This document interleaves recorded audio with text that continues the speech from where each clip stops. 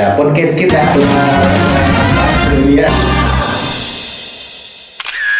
Oke, ketemu lagi barengan Farid di acara podcast kita Kuatkan Iman dan Takwa. Dan untuk edisinya hari ini hari ke-7 Hari ke-8, hari ke-8 sahur kita ya.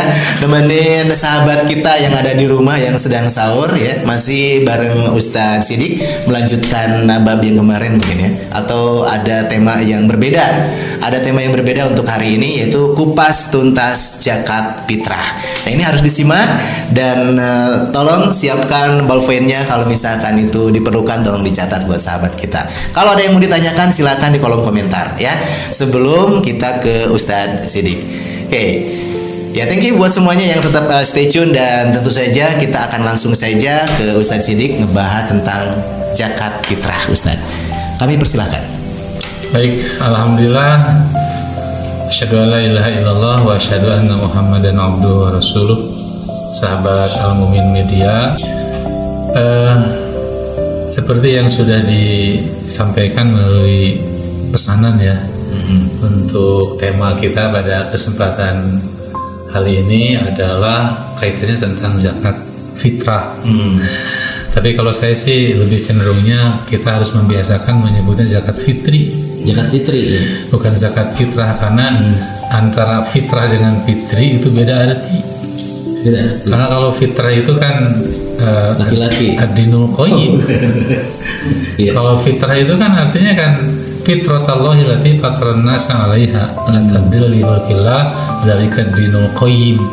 Ini disebut fitrah itu adalah agama kita, agama Islam. Fitrah itu. Atau dalam hadis Nabi menyampaikan kullu mauludin yuladu 'alal fitrah. Setiap yang dilahirkan itu dalam keadaan fitrah. Artinya apa? Dalam keadaan Islam. Jadi ada juga yang mengartikan fitrah itu adalah bersih ya, suci. Yeah. Sebetulnya tidak nyambung juga. Nggak nyambung. Coba apa fitrah? Kenapa diartikan suci? Kalau suci kan toharo, tuhur. Kalau bersih kan zaka, ya zaka. Dalam apa istilahnya, konsep tata bahasa pun kurang pas. Tapi kalau fitri memang betul, dan ini langsung disampaikan oleh Nabi. Addi zakat al fitri. Keluarkan oleh kalian zakat fitri. Kenapa diartikan al-fitri? Karena al-fitri artinya kan dari fatoro. Yeah. Jadi fitron, fitri itu artinya berbuka.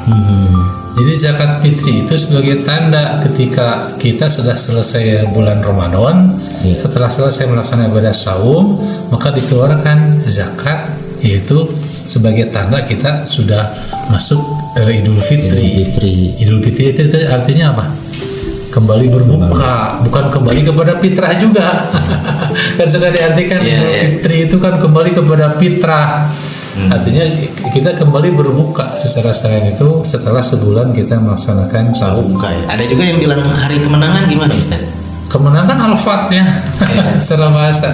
Bukan ya fitri. Itu mungkin karena kita sudah melaksanakan jihad sebulan gitu ya. Di antaranya melaksanakan ibadah saum, maka pas masuk Idul Fitri itu adalah hari kemenangan. Artinya memang kalau dalam hadis sih Nabi tidak ada hari yang dirayakan kecuali Idul Fitri dan Idul Adha. Mungkin ke sana larinya. Jadi dianggap sebagai hari yang besar, hari raya gitu maksudnya, hari kemenangan itu. Jadi kembali ke zakat fitri yang tadi disampaikan. Zakat fitri ini kan tunaikan, dikeluarkan qabla khurujin nas ila shalah. Atau dalam riwayat yang lain qabla khurujin nas ila musholla.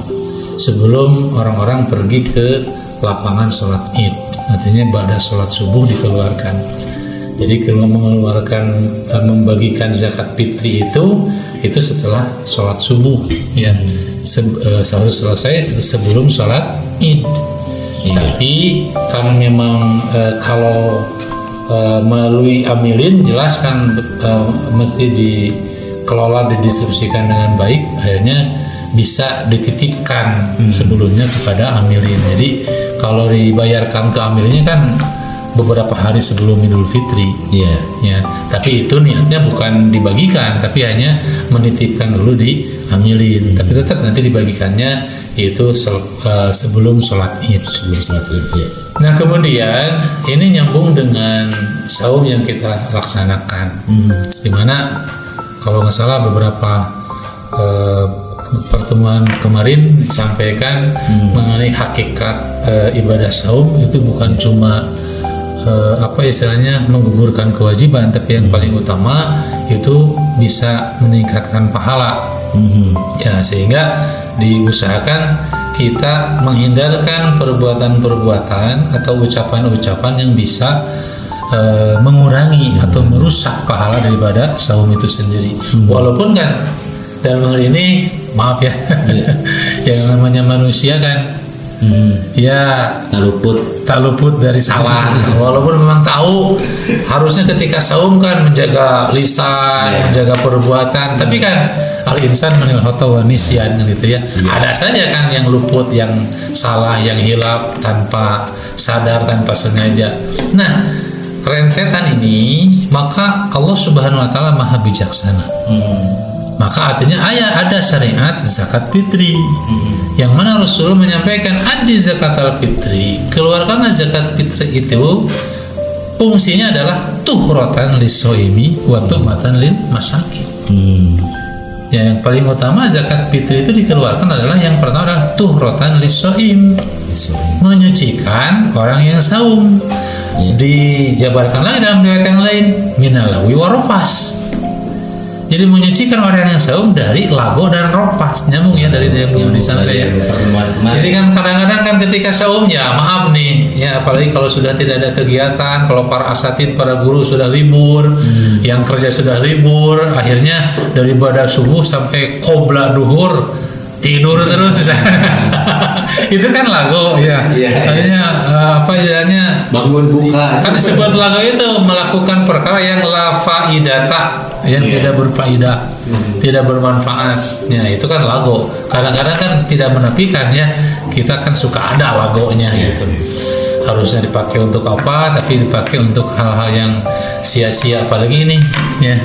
Kalau orang sudah bermain gadget ini, sudah bermain HP, wah ini lagonya, ya lagonya. Kalau baca Quran kan 5 menit ya sudah ngantuk, tapi kalau baca buka HP, wah 5 jam juga kuat. Nah itu kan, itu kan lago, ya. Kemudian warofas, ya, rofas itu kan ucapan yang kotor, ya. Yang menjurus kepada yang terlarang ya, perzinahan misalkan. Tapi kan yang dilarang itu kan rofas, bukan zinanya. Berarti zina boleh? Nggak boleh. Rofas juga sudah boleh, apa nggak boleh apalagi zinanya. Artinya menjaga pandangan, pendengaran, tangan, hati termasuk dari lisan itu dari ropas itu. Nah makanya ketika kita dalam keseharian ketika melaksanakan saum suka ada saja ya keluar ucapan yang jorok, ucapan yang kotor, itu kan ropas. Itu kan kadang-kadang kita tidak sadar. Nah maka subhanallah Maha bijaksana Allah Subhanahu wa taala harus selalu menyampaikan bahwa tujuan zakat fitri itu ya, kan kalau dengan saum juga sama ya, kan menghapuskan dosa kan. Tapi kan tadi seiring berjalannya waktu kadang-kadang tidak sadarnya, akhirnya ditutup dengan zakat fitri untuk lebih menyempurnakan lagi, untuk lebih mensucikan orang itu yang melaksanakan saum dari lago dan ropas tersebut. Kemudian juga ya apalagi ketika ada keterangan ketika beres masuk Idul Fitri, zakat fitri sudah dilaksanakan, masuk Idul Fitri kayaumin waladat ummuh. Itu orang seperti bayi yang baru lahir. Wah subhanallah, bersihnya luar biasa dari dosa-dosa itu. Inilah luar biasa syariat kita yang justru harus kita maksimalkan.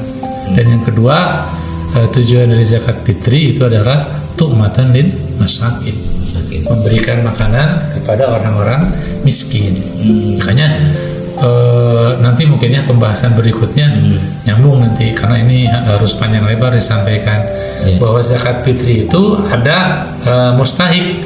Orang yang berhak menerima zakat fitri itu ada ketentuannya dalam surat At-Taubah ayat 60. Jadi yang jadi skala prioritas ini dan masyhur dan juga pendapat jumhur para ulama tetap skala prioritas adalah fakir miskin. Itu walaupun ada 6 asnaf yang lain, tapi fakir miskin yang harus jadi skala prioritas. Kenapa?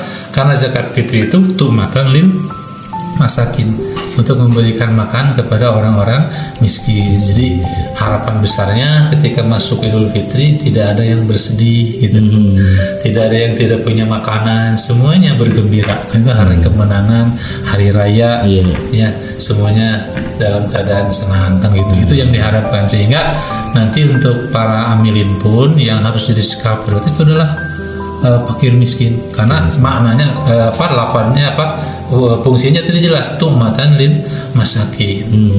Makanya nanti akan nyambung juga ketika orang bagian zakat, bagaimana kalau uang yang dibagikannya? Nah itu gitu ya, itu kan nanti ke sana larinya gitu. pasti panjang lebar nih. Itu mungkin saja sementara ya.